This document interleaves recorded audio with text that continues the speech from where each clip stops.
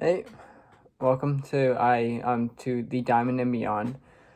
Today I'm gonna talk about MLB teams and surprising standings that we have so far. It's been about just over a month into the season. Gotten about 20 something games under our belt. Like about 30 games now for each team, and of course standings are up in double digits for each win loss, and gonna see about what teams are surprised and where they are in the standings and if they're surprising or not. Which they couldn't definitely be at any point of the season. That's what makes it so great, but we have just a big long season left to go. It's gonna be fun. So let's go fast. Let's try and get So I'm going to start with the AL East as the top. So things are definitely already starting to be a little surprising. We got Boston front, which last year they were last in the AL East. They were not good. They just basically were falling apart since they lost Mookie Betts to the Dodgers. They just kind of weren't there. It was basically they fell off the face of the earth. I think they had the second worst record in the majors last year. So having them in first right now, definitely surprising thing. Especially since they came in already not getting a high projection. But hey, they have come out pretty strong. They're definitely underrated. Right now they're underrated because of last year and their projection for the players that they have. Don't think Chris Sale's even playing yet, and he was basically going to be their ace. But yeah, and then we got Tampa, who was in the World Series last year. Definitely, not really surprising. And they kind of they did lose pieces. They did lose Snell to the Padres, so that kind of wasn't their ideal situation. But if you remember, Kevin Cash pulled him in Game 6 of the World Series for some reason. Still don't know why. I don't think anyone will. I don't even think Kevin Cash knows why he did it. He just did it. But yeah, they're top. They're the second team. I'm not surprised that they're there. They have a good, solid team. So they're gonna be there for a while, maybe the whole season. Got Toronto next. If you don't notice, they are right now playing in Duden, Florida, because of course COVID. We're not allowed to travel in and out of Canada at this moment. And starting June 1st, they are going back up to their stadium that they played in last year in Buffalo. So, that's just a update with them. And I saw, of course, they have a couple of sons that have had fathers in the majors. So they, of course, have grown up, like Guerrero, his Hall of Fame dad.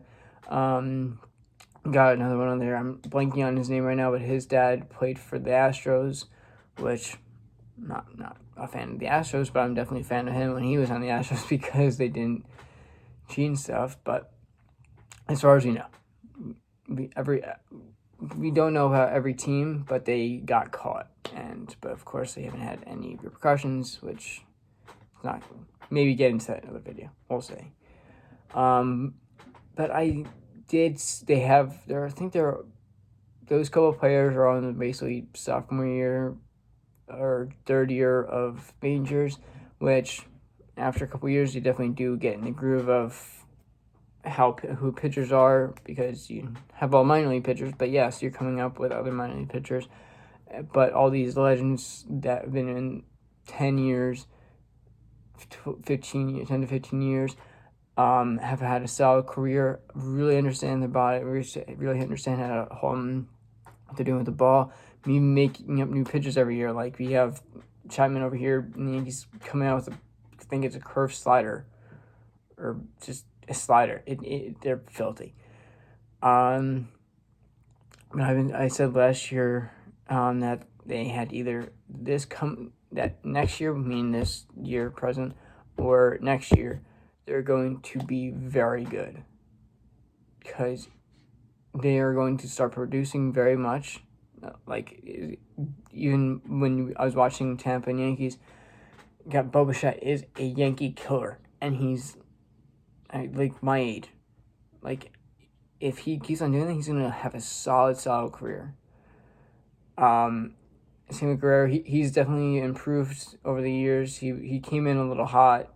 I don't really know if I could say hot-headed, but I think he came in with a very high head on his shoulders, which hey, you're making it to the majors. I'm not. I can't take anything for it. You're there. You made it. Congrats. I hope you all have great careers. I'm just obviously an observer of everything. I have played. I do understand the game, but I'm not major league level, or else I would obviously probably most likely be there. But yeah, they definitely have a solid team coming up, which I'm not really surprised about where they are in the standings. They are gonna be an up and down team. They're gonna have their series because they're still learning. But hey, just gotta wait. Next, got the Yankees. Surprised, yes, that they're this low, but also, like, the last couple years, they kind of do start off really slow. Like, it's not usually how much and how obvious it was this year, but hey, things happen. Definitely go through slumps. It's how you break out of them, and how long it takes, and what you do to prepare to try and break out of that slump. So, not crazy surprised. They did just go on a win streak, and they're gonna. I think that they're going to really break out. Yes, Stanton has been on a great tear lately. Hopefully, we get some more. Like, yes, they're all breaking out in a way, but Stan really did have popped off lately. Hopefully, you have Judge, who actually went off for about 1 or 2 games, hit like a couple home runs, but then kind of just a little bit. He's taking a little dive again. Like, he gets hot and then he cools off kind of fast. Then he kind of comes back. Just how you do it. So this is going up a couple of days, but right now, Gleyber Torres, no home runs. It is 100%. It's eating me on the inside, and I'm not even him. But like, I can imagine like being him and being like, no home runs. Like, he came in, and he hits a solid 30 home runs. Like, I'm sure he's gonna get that one solid hit.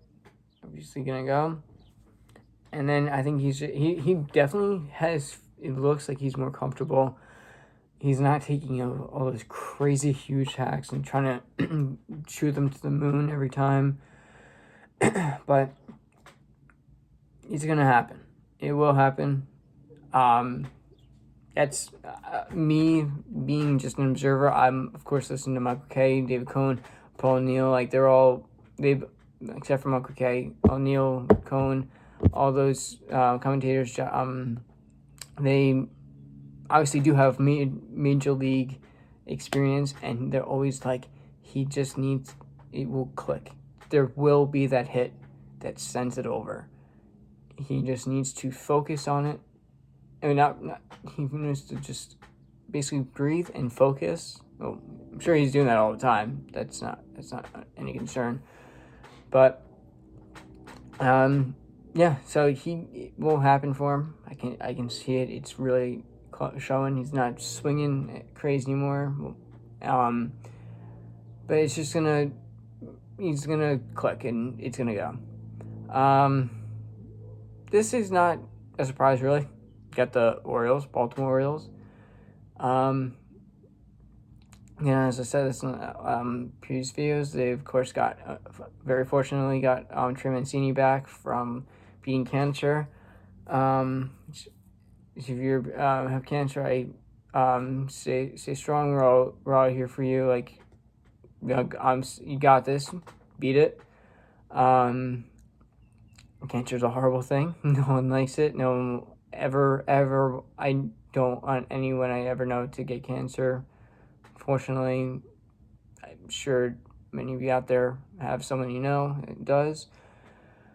But yeah, they're not really surprised that they're in last. They're not far in last because, of course, we've only had about 30 games and we had 130 left, 32 left. But just kind of not really surprised. There's no really any stars on that team that are, except for Mancini, that are going to be able to bring that to life down there. Down there to me. They just, they do, I think they do have some prospects coming up, but it's not looking at anytime soon that they're going to do it, which is always every year. It's like, all right, let's go to Baltimore, even though they're doing not bad. Of course, they've had some solid wins. I think they've won a couple. I think they even swept like Oakland or something, or like Toronto.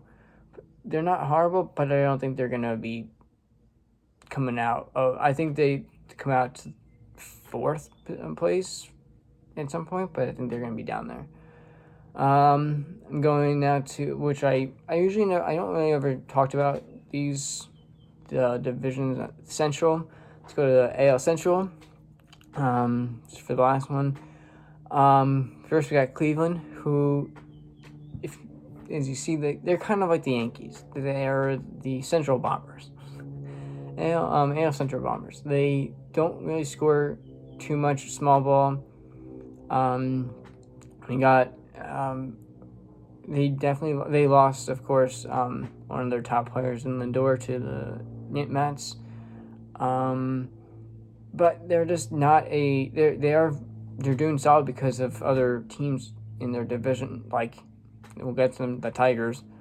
Haven't really shown what they can do as they have done in the last couple of years.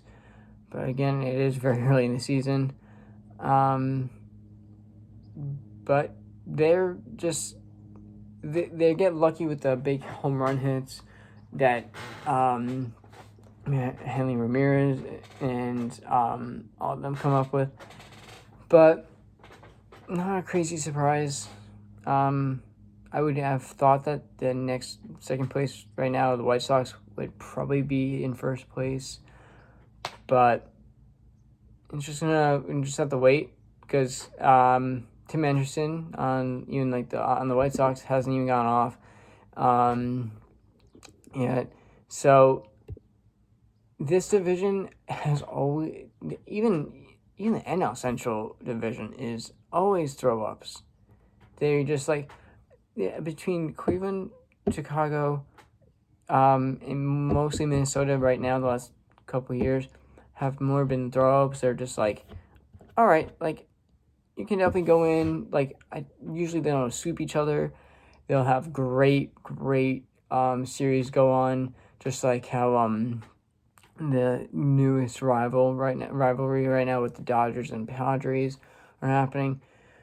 They're just great rivals in that division. I don't think that, besides, again, the Detroit and right now, again, Kansas City, they're not going to be crazy different. That's always like at the end of the year, they're always the teams that are playing in to play because they're all tied. I think it happened 2 years ago, where I think White Sox and Indians, or maybe White Sox and Minnesota, one of those three, were together and they had playing because they were tied because of how great the season was. But they're not, again, not too much. I can't really say too much about them right now. They're they are a competitive division. But I am surprised that Minnesota is not farther up and that Kansas is farther down. My projection for that division would be White Sox, Minnesota, Cleveland, Kansas, Detroit. And I think that as I'm looking at the standings right now, Detroit is the only team that does not have 10 wins. They do have prospects coming up. They did get last year. They got the first round pick of third baseman Spencer Torkelson from Arizona State. He didn't. I watched him in spring training. Of course, as I was saying before with the on Toronto, he of course hasn't had any major league experience. So that was more of like, hey, you're top. We got you number one. It's supposed to be great. Let's see what you can do. Didn't really shine too much, but again, they don't really let them play a whole lot during that time. It's more of getting the main guys into their grooves, so that of course you want to start one off on a hot step. Yeah, those are the two divisions for you got next time I do AL West and probably NL East. But yeah, and my projection for the AL East, I kind of want to be biased right now. I think that the Yankees will pop off crazy. Knock on wood. So I think it's gonna be Yankees, Tampa, Toronto, Boston, and Baltimore. You just gotta wait, and of course, and throughout the season, I'll do more standing updates, as you guys will know already what they are, but just how I think about what they're gonna do and where they're gonna end up being, and if anything crazy happens. Yeah, thank you for coming, watching this video. If you want, don't forget to like, subscribe, and comment, and see you on the next video on Diamond and Beyond. Thank you. See ya.